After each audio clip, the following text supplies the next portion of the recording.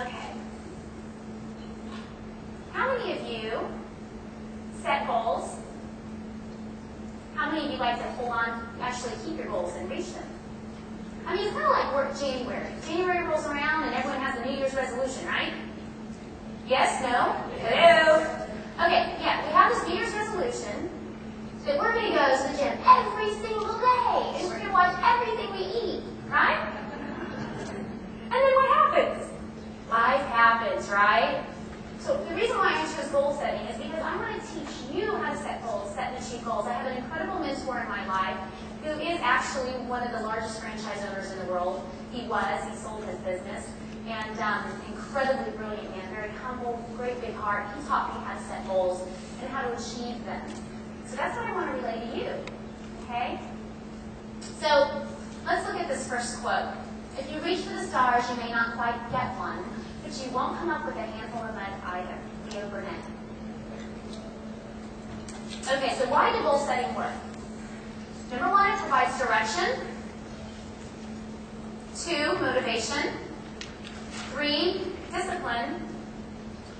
4, subconscious activation. 5, confidence.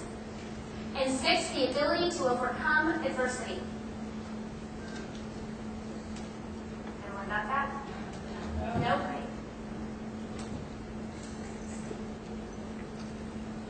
Oh, this one's smart. She's taking pictures. Doesn't work. Okay. So what we're going to do today is we're going to evaluate your current position, where you're at. Then we're going to write down all of your goals. We're not going to have time to write down all your goals. Usually this training takes me all day. All right, so we're just going to go through it quickly. You're going to be willing to do whatever it takes, right? What? Thank you. Okay. Believe that you deserve it. That's such a big part of this business and success. And then monitoring your results. So let's evaluate your current position. Typically when I'm sitting down with some of my team members, I have them write a big list while we're sitting together. But this time what I want you to do is write 3 things that you do not want in your life. You do not want them.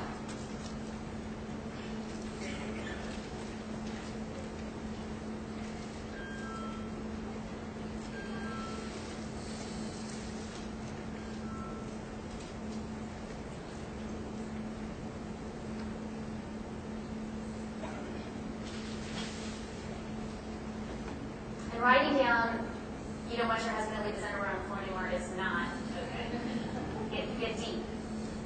Okay, and then what I want you to do after that is write down 3 things that you do want in your life.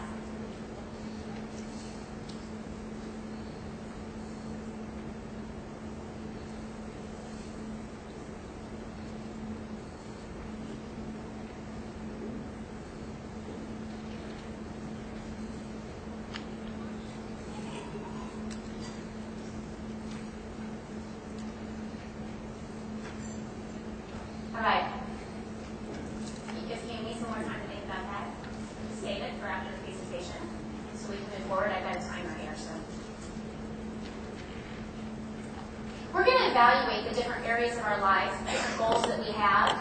All right. Maybe you guys can help me here. What are 2 areas in our life that we really want more of? Time. Good answer. Money. Okay. Good. So let's look at travel, fun, and toys. What do we need more of to have more fun and more travel? Money and time. Spiritual and ethical. What do you need more of? Time. Family and home. Time and money. Physical health. Time and money. You need to buy organic foods, maybe. It'd be better, you go to health clubs. How about mental and emotional? Time and money. How about financial? Money. Leadership. Time. You need time and money to support your teams, travel, social. You would need more time and more money to do things with your friends, right? Okay, so you see career and job here. Okay, the reason why I'm going through this is I want you to understand. You have to have a vehicle to have more time and money, correct?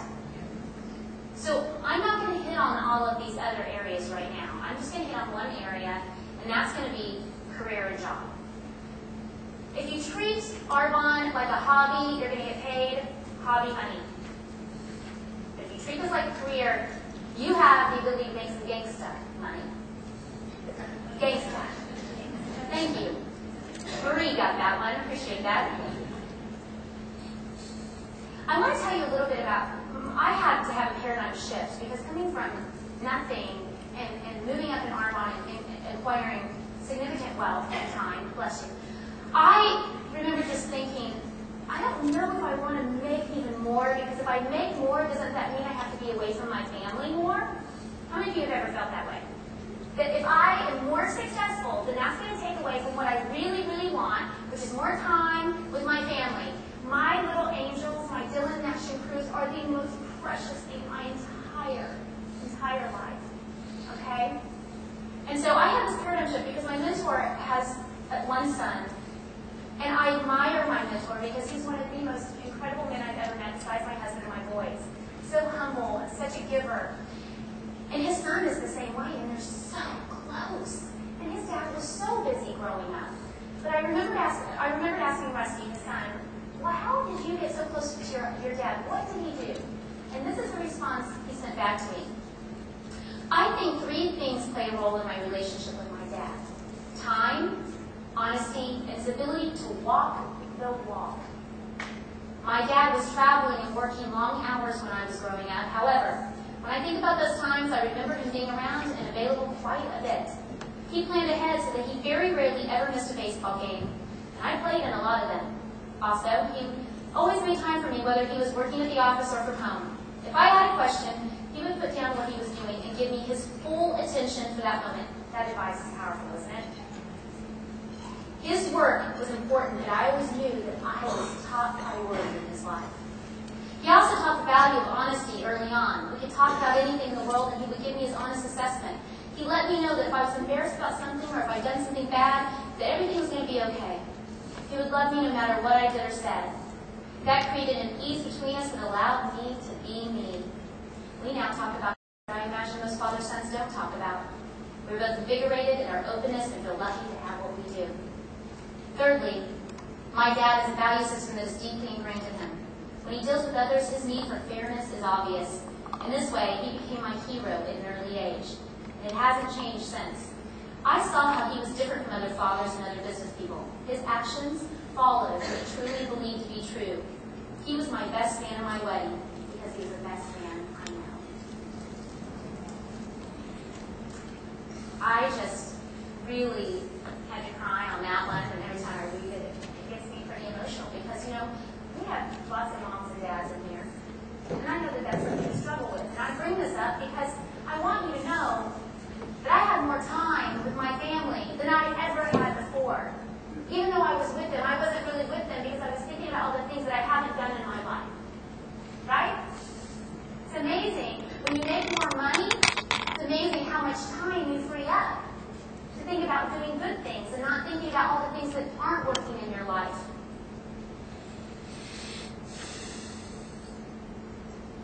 So I want to share with you how much room there is for growth here. Would you like to know that?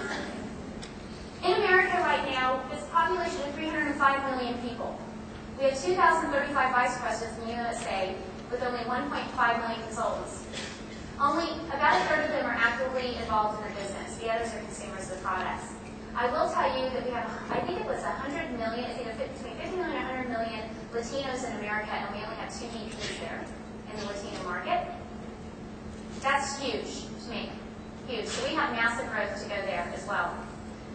Canada, I don't know the exact numbers because Canada has rules and regulations. So this was about a year ago where they were, so they won't let you know that. So they have over 60, which I think is fascinating, with 32 million people.